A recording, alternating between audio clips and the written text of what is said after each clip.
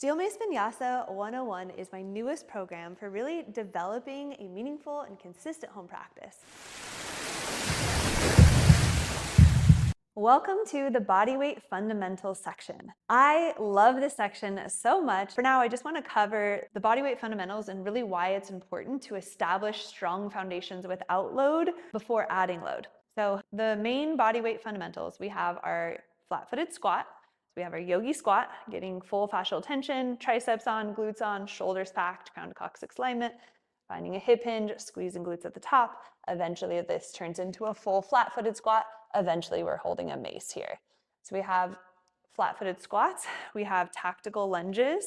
I'll go through level 1 and level 2 in the tactical lunges section. Being able to perform these exercises with full fascial tension and perfect alignment unloaded is a really great building block to be able to add load. Now, you don't need to just focus on bodyweight fundamentals forever, but I would say do take this section seriously, because when you learn how to really get your alignment dialed in without load, it's gonna make everything so much easier in the conditioning section. Other exercises, bodyweight exercises that are non-conventional that you'll see, things like the quad press, things like the sit through hip,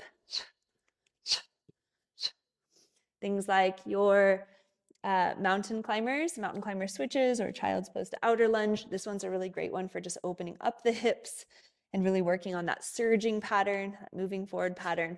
You'll see spinal rock in there as well. So I encourage you just to get really curious about the levels in the bodyweight fundamentals. Each exercise has various different levels, and it's really great to basically program your own workouts when you're feeling kind of like low energy. If you want to do bodyweight only, or you want to regress and do level 1 only, you always have those tools in your toolbox to be able to pull the bodyweight exercises, the fundamentals in there, and just move your body in new ways. You can also link it all together and do a little mini Flowfit sequence as well, which is super, super fun.